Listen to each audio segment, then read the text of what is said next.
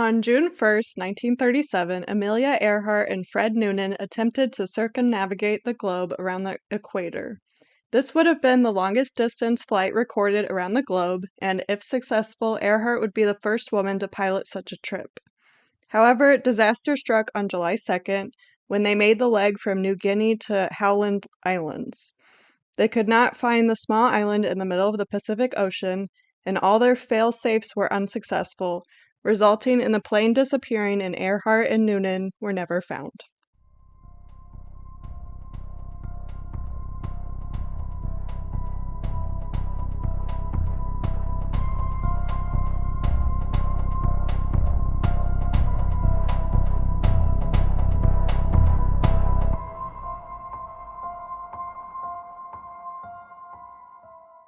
I'm Sarah.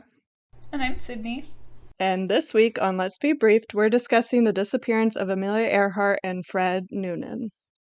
So I think everyone's mostly familiar. Why did I think she was alone? Oh, Yeah, I've never heard about Fred Noonan in my entire life. well, we'll get into it, but he was her navigator. So, So it's his fault. not really a co-pilot, but Kind of his fault.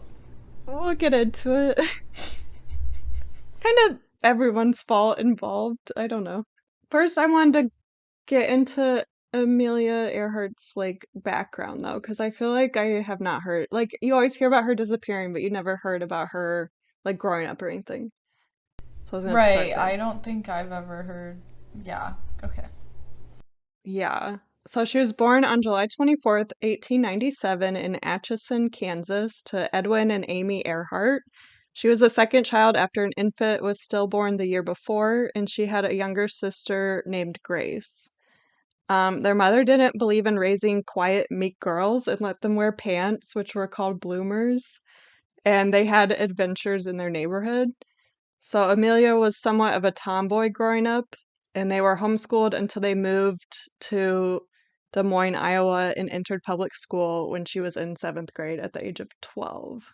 I'm sure she was weird then, but I like her Yeah. mom. Like Yeah. 1897, and she's like, that's really progressive.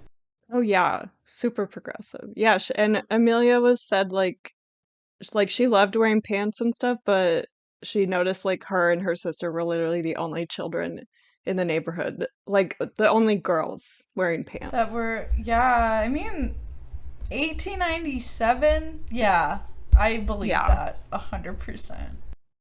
yeah. And she did feel a little uncomfortable that she was the only ones doing it, but in 1914, so she was around 16, her father was forced to retire from his job as a claims officer for the Rock Island Railroad due to alcoholism. And at the same time, her grandma died suddenly, leaving an estate in Amelia's mom's trust for fear of Amelia's dad taking the money for alcoholism. That's sad. Yeah, so the family had to sell off their home because everything had to go into the trust. Oh, So yeah, she later described this as the end of her childhood when this happened. wow. Now she felt she had to become an adult, I guess. But the family moved to Chicago, which I did not know. So she lived in Chicago, but she finished her schooling at Hyde Park High School in 1916. And after that, she visited her sister who was in Toronto and saw the return of wounded soldiers from World War One. So she received training as a nurse's aide from the Red Cross and began working with the Voluntary Aid Detachment at Spadina Military Hospital in Toronto. Isn't it Hyde Park? Why do I know that? Yeah, it sounds familiar to me too, but I didn't look it up. Let me see where it is. I feel like it's kind of like close to downtown. Yeah, it Is says it's it? on the south side near the shore of Lake Michigan. But Like I think it's like 7. a high. I always thought it was a rich area. It's Kind of. right by the Museum of Science and Industry. Okay. So I think that is a pretty affluent area. Yeah. And I think maybe Ferris Bueller was filmed in Hyde Park. Possibly. Nice. But while she was volunteering for the Red Cross and helping these soldiers, this is where she heard like stories from pilots in the military and developed an interest in flying. So she had never really been interested before this. Oh. And then in 1918, the Spanish flu hit, and she was hospitalized for pneumonia in November and discharged in December.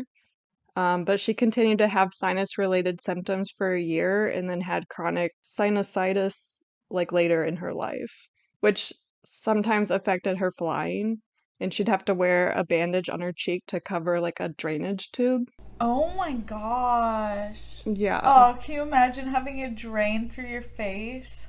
Yeah, and while you're flying, I could imagine though, like with the pressure change, like that would mess yeah, stuff up. Especially because I'm pretty sure these airplanes, like, you're just in the air. Like, there is no. It's not like right. air. Like, it's not a pressurized cabin. You're just out. And there's Yeah, no, like, not even a cover on some of them. I'm like, how are they doing that? that's true. Well, they wouldn't go as high, Right. but yeah. Right. That's true.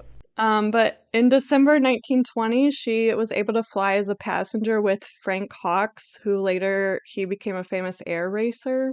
And she said after that flight, she knew she had to fly planes. Aw. Yeah, like a passion is born. I mean, this is like when she's in her 20s too, I guess. But the next month she booked her first flying instructor for $500, and her first lesson was January 3rd, 1921.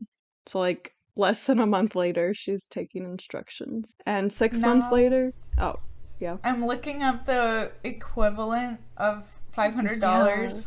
It's $7,000 today. Okay. Meant to look that up, but I didn't. I had to. $7,000, yeah. I feel like flying now is not that expensive. Like learning to What? fly. Flying I is don't so know. I don't expensive. know.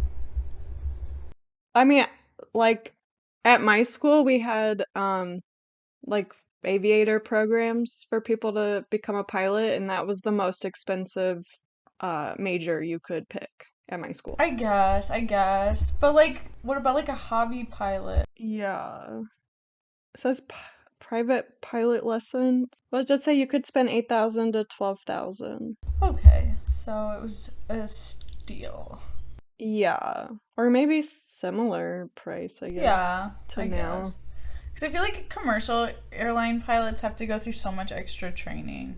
Oh yeah, that's true, because at my school would be for commercial more so. Yeah, I guess if you just want to learn yourself on like a tiny plane like she did, then it's probably a similar amount, like 8 to 12,000. So, Yeah. but yeah, 6 months later, she bought a yellow Kenner Airster biplane, which she nicknamed the Canary, and she completed her first solo landing in it. Aww, I love it. I know, yeah, the Canary, that's cute. And like, I wonder how much she bought it for, but it could not have been cheap either. No, where's she getting all this money? From the trust. Oh, okay. Yeah. She's a trust fund baby. Yeah. Well, for her first instructor for like that first time for $500, it said that she worked as like a bunch of odd jobs and she saved $1,000 to be able to do Okay, it. So she started off with her own money, but later in life she was using the trust to fund the like airplanes and stuff. okay. October 22nd, 1922, she flew her plane to an altitude of 14,000 feet, setting a record for female pilots, which is, I mean, I guess you have oxygen still up there, right? Right, but that's high. Yeah. And on May 16th, 1923, she was the 16th woman in the US to be issued a pilot's license. I think it's wild that she's buying a plane and flying it but didn't need a pilot's license. I know, I was thinking that too. Like, how can you land solo and buy a plane without your license? Like, that was like a year or two before she got her license. Right, okay, but when was the airplane invented? Uh, well, that was the Wright brothers. Or are you talking about the more modern airplane? No, 1903. Okay, but they haven't been around that long. Yeah, right. I mean, I was kind of surprised there were 15 women before her, I know. but I In guess, 19, like, in 20 years? yeah. I mean, that's good. Good for them. Yeah. But yeah, during this time in the early 1920s, she had a disastrous investment in a failed gypsum mine. So eventually her inheritance from her grandma ran out and she had to sell the canary and bought a yellow two-seat automobile, which she nicknamed the Yellow Peril. She loves yellow. Yeah. And then her parents divorced in 1924, so she drove her mother from California to Alberta, Canada. And they stopped in Boston where she had another sinus operation, which was more successful. So I think after that, she didn't have the chronic sinusitis that she was having. This is all wild. A divorce in 1924. I mean, Yeah. progressive family. Good on Oh, yeah. them. Yeah. I really like her mom. I want to look more up about her mom, but she ended up finding employment in Boston as a teacher and then a social worker, and she also joined the American Aeronautical Society's Boston chapter, which she eventually became vice president. And she also wrote newspaper columns promoting flying, and she laid out plans for an organization dedicated for female pilots. She's a pioneer. She didn't go to college, though, right? So they just let her be a teacher? She had started classes at Columbia, but she Oh, never, like, she had to drop out after like a year. And then, she's smart. Smart, yeah, smart girl. like when she was in Boston, she was trying to continue Columbia, and then she had to drop out again. So she never went back. But before she had to drop out, she was planning on trying to get into MIT. Okay, and here's the thing. This is in the 20s when women, like, weren't even allowed to go to college. Like, Right. I feel like even in the 60s, it was like, you're not doing that. And here she is going to Columbia, flying a plane, like trying to Yeah, get into MIT. right. She was way ahead of her time. Yeah, I love that. Like, I didn't know any of this stuff about her. Neither did I.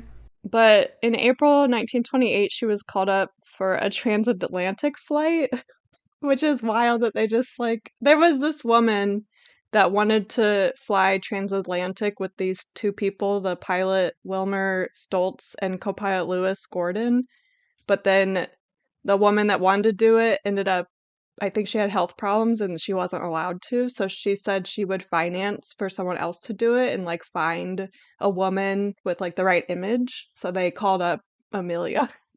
He just said, hey. Yeah, I guess she had a record already, so right. Yeah, so she was definitely like the right image that this lady was looking for. But they left Newfoundland on June 17th, 1928, and landed in South Wales 20 hours and 40 minutes later, which is so long. 20 hours. I know Yeah, now a flight across the Atlantic is like, 8 to 10, I think. yeah, and this is like, I need to look at a map, but I don't think it's that far. Yeah, from like New York would be like 8. Right, and they were in Newfoundland. Yeah, right. That's like the To edge of where? to South Wales. To Wales. Okay, that's a pretty short. I'm surprised they didn't land in Ireland, but like, where is Wales? I'm ignorant. We're Americans. Genuinely am looking at a map and still don't know where Wales is. Just say from Newfoundland to South Wales in Google. Okay, it's like by England. I didn't. It's between England and Ireland, but attached to England. Okay, okay. Yeah, it's part of the UK. Yeah. I mean, I knew that, but I, for some reason, thought it was up by Scotland. Oh. It's on the west coast of England. Yeah, people are gonna be mad at me for this. But, yeah. Yeah, I would Anyway. say it would take like 8 hours maybe. I I don't mean, New even York, think if you yeah, flew that distance, I think it would be a lot shorter. Cause now it's 6 or like, something. yeah, New York is pretty like is significantly further west than Yeah, because I thought New York City to London is like 8, but right. And So that's yeah, further. took them 20 Anyway. hours, almost 21 hours.